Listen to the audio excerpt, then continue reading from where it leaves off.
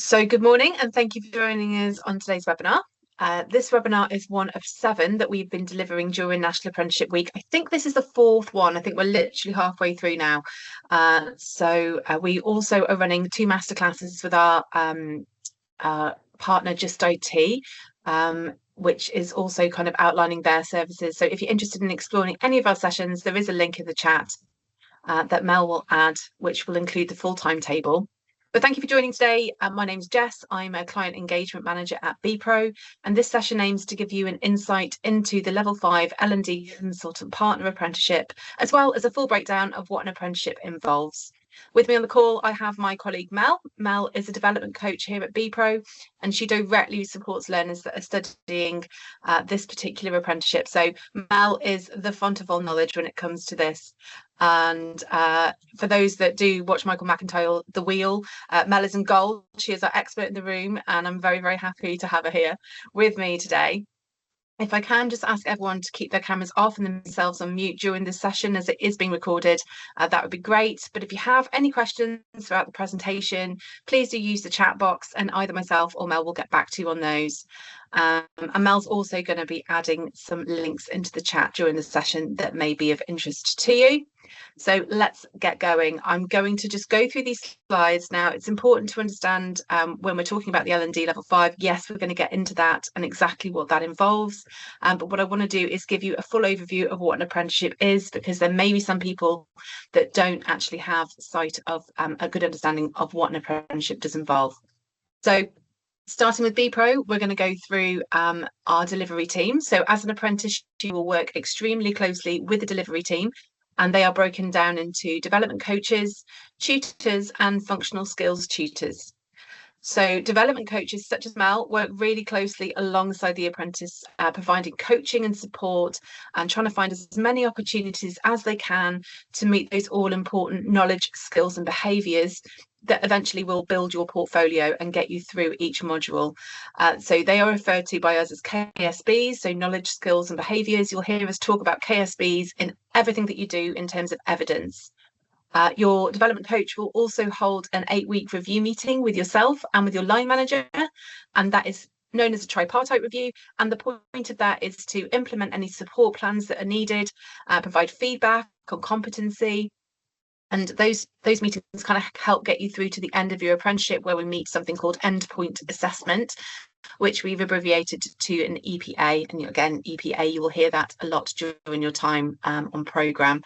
And those tripartite reviews are really to make sure that it's like a 3-way relationship between BPro, your employer, and yourself. So making sure that your employer is giving you the time needed to complete your off-the-job hours and actually get you through your apprenticeship. BPro are delivering the programme in a way that really supports you.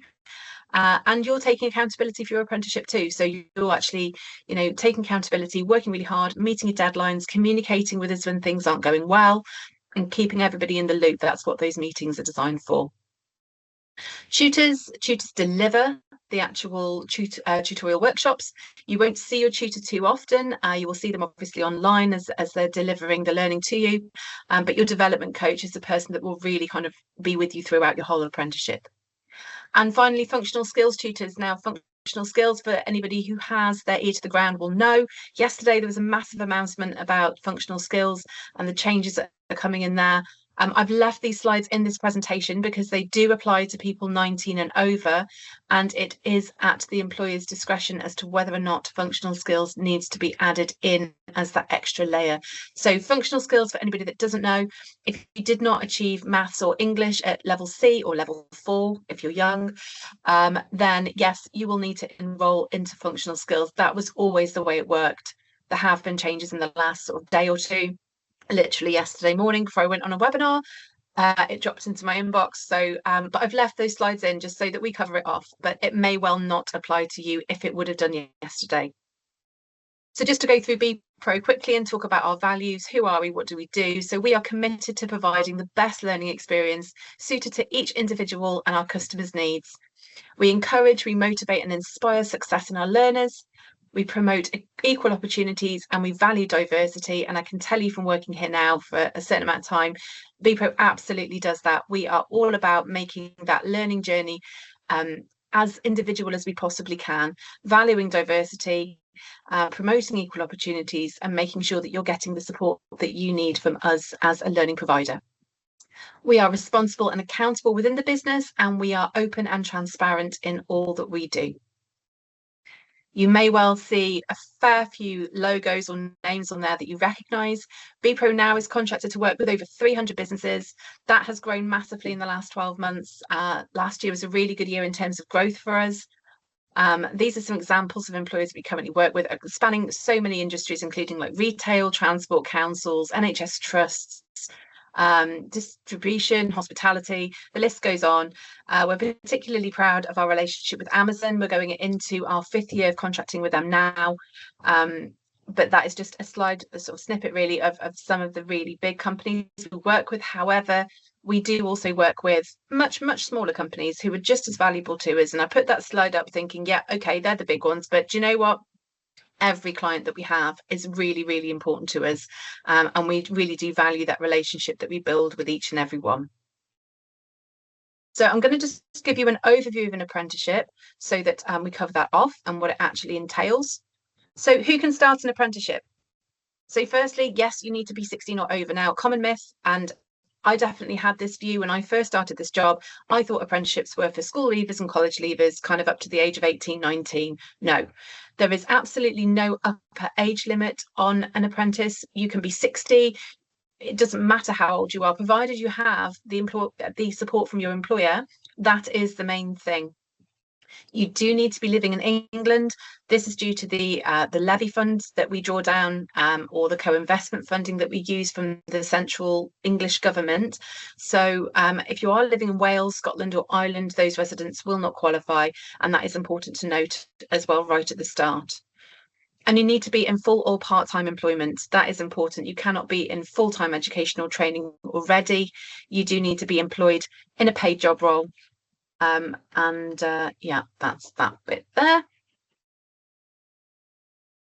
Okay, so we know that an apprentice needs to be employed. We've said that already, and working alongside experienced staff. Now, the reason for that is because you will draw down so much experience from your colleagues in your workplace that will really help you through your apprenticeship. You need to be working to gain specific job skills relevant to the qualification that you're completing, and allowed that all-important training and study time related to your role. Now, it says example 6 hours a week. That is for somebody who's employed full-time. And to be honest, that is a minimum that you would need to be looking at, is 6 hours a week to commit to doing those off-the-job hours. If you were, for example, employed 30 hours a week, that would be then condensed, and that is something that your development coach will go through with you during the enrolment process, is building that off-the-job hours plan into your apprenticeship. So, for example, if you were working 30 hours a week, you'd be looking at a minimum of 5 hours a week to commit to your apprenticeship. So moving on to the next slide, I'm going to explain a little bit more about what off-the-job hours looks like. And this quote gives a short but very accurate overview as what off-the-job hours is. So learning which is undertaken outside of the normal day-to-day working environment and leads towards the achievement of an apprenticeship. This can include training that is delivered at the apprentice's normal place of work, but must not be delivered as part of their normal working duties. So off-the-job hours are a vital component of any apprenticeship. It reinforces that practical work-based learning completed on the job with that technical and theoretical learning kind of partnered with that. And together they combine the most effective learning and the apprenticeship experience overall. Some of, some challenges that the employer faces is the interpretation of that definition and what does not count towards it, where the training should take place and how it's calculated. Whereas other employers at times face more operational challenges in giving that apprentice time away from their normal role. And it's important right at the start that that is addressed together so that everybody understands what they're signing up for. And that's why I've put that into the slideshow so that we can kind of take a look at that. So what counts? There is so much that counts. Again, when I started this job, I thought that meant sitting down, writing assignments. Yes, that's part of it. But there's so much that goes into off-the-job hours, that learning that's required for the apprentice to meet the knowledge, skills and behaviour components of a standard. And this is all mapped into the learning journey by us with your coach during your enrolment call, and it's developed in partnership with the employer to make sure it is relevant both to the apprentice's role and to the organisation. So the journey will set out how the learning content will be delivered. For example, technical knowledge is delivered via a workshop, for a qualification, a coaching session, to learn and reflect on new skills, and self-study time, for example, to write assignments. And this is all recorded as an activity in the apprentices e-portfolio account that we use. We use a program called Bud. You'll have your own little learning area within Bud. It's like your own little portal where you can see your progress. You can upload your off-the-job hours. You can look at what work's been set. You can talk to your coach. You can do all kinds of things through Bud. But having that agreed content and delivery in the learning journal, we work with the employer to identify what internal training the apprentice will undertake in their role. And then we look at whether that can count towards off-the-job hours.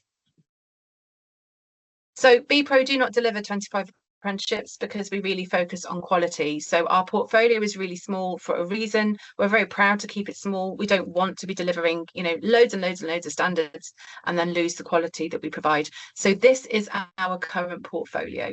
You'll see it's small, and it's small for a reason. We like to sort of do what we do best, really, and that is very much HR and L&D. You'll see the L&D level 5 is on this list halfway down, but this is an overview of all the apprenticeships that we're delivering throughout 2025. There may be some people on the call that are on this call because they're looking at the level 5. They might also be thinking about the level 7 if their job role fits well with that. And it is worth mentioning, therefore, that the government, the skills minister, is looking to withdraw level 7 funding from the levy at some point this year. We don't know when, sadly. It may be in the next few months, but if you are considering a level 7, I would be looking to think about enrolment in the next sort of 3-4 months or so, rather than leave it into the autumn of this year. But anybody enrolled is safe to continue, and there'll be no effect to them directly there.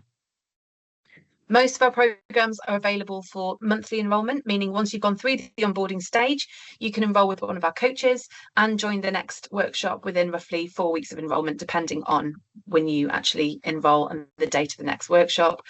It is worth mentioning that the level 3 L&D and the coaching professional level 5, they have enrolment windows. So they're not rolling monthly enrolments. They do have actual enrolment windows that we have to stick to. But the level 5 L&D, yeah, you can enroll at any time. So let's get stuck in then to the level 5 and have a look at the fact sheet that I've prepared on here. So we know that this apprenticeship typically takes 18 months, and then allowing 5 months total for the endpoint assessment. The endpoint assessment information you can see at the bottom of this slide. But as part of studying this apprenticeship with BPro, you will also study the new CIPD Associate Diploma in Organisational Learning and Development. So you are getting a CIPD certification that you'll have with you forever once you've completed your apprenticeship.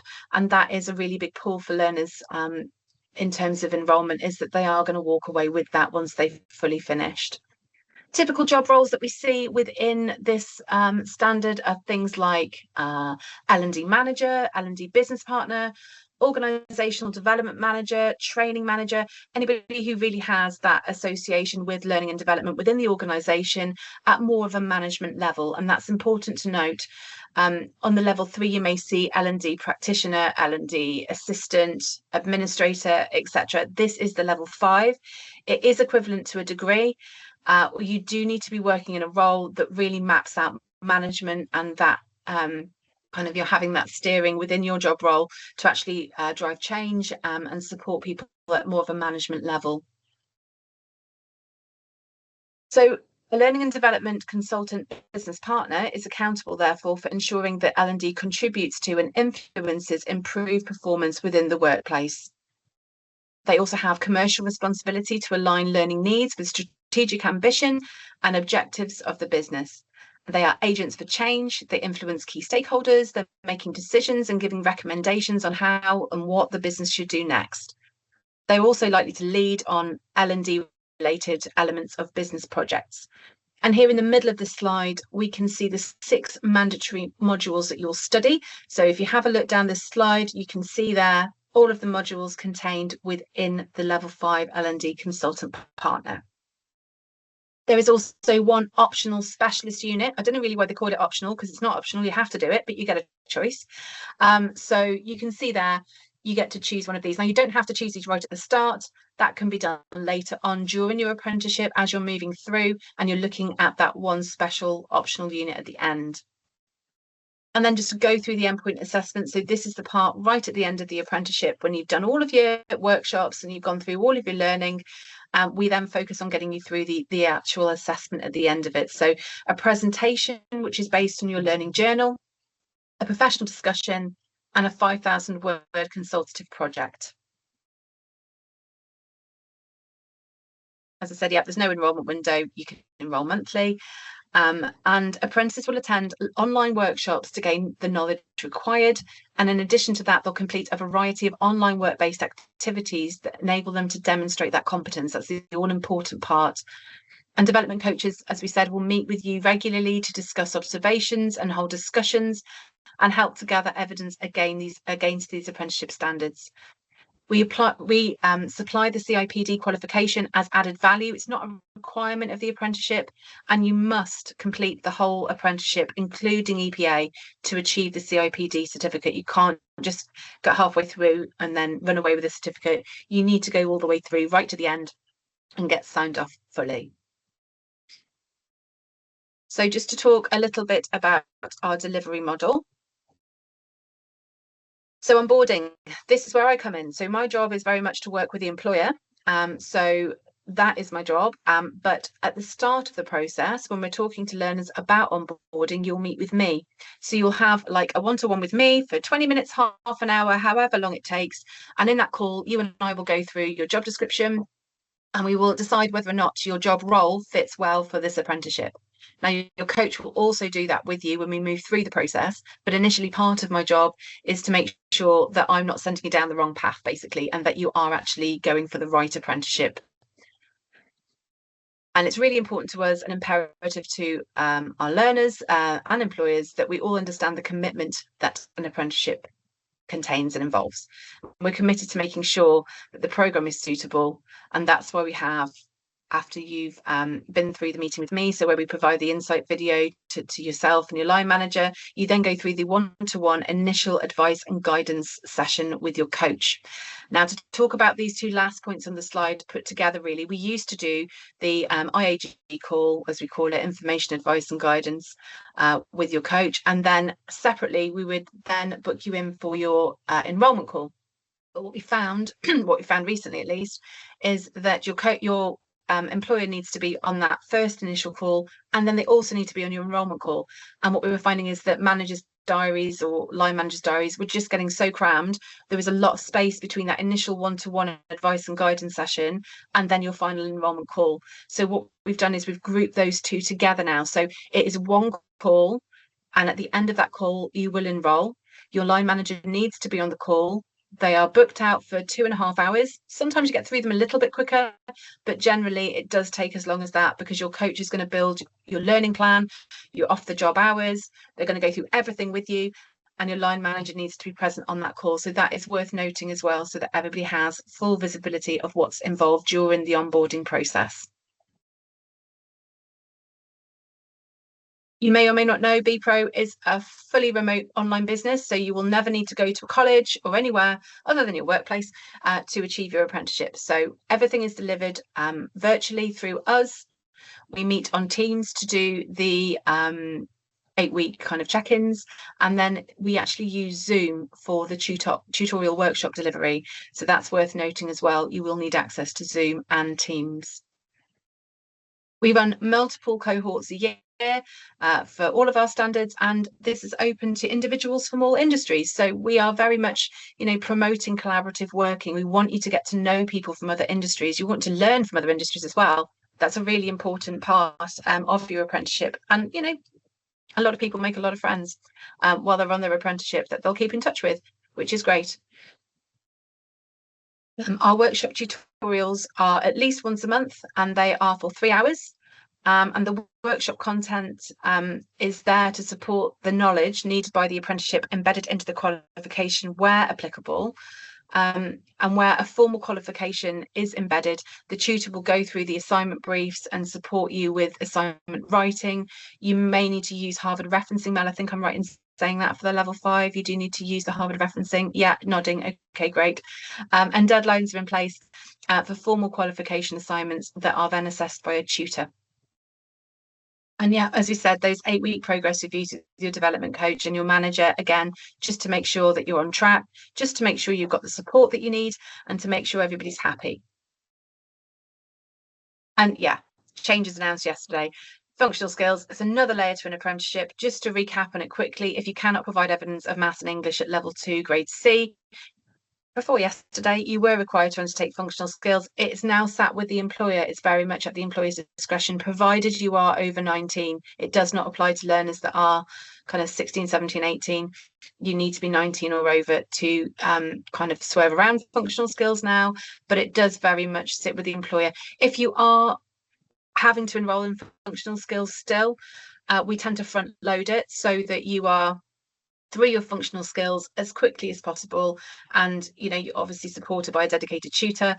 You're attending functional skills workshops and completing work outside of that, and then you're put in for your mock and exam presentation. I know there's a lot of people that I've been speaking to in the last 6 months that have said, oh Jess, I really want to enroll, I just can't go through maths GCSE level 2 again. I can't do it. I just, it's not for me. And I'm going back to them now saying, let's talk, because there have been so many changes made there.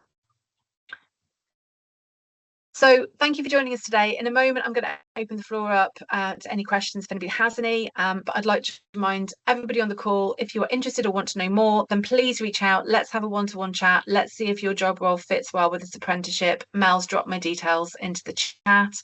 We are running lots of sessions this week. If there's anything else that you're interested in, please do use the link in the chat box that Mel's put in, and you can register for another one of our workshops.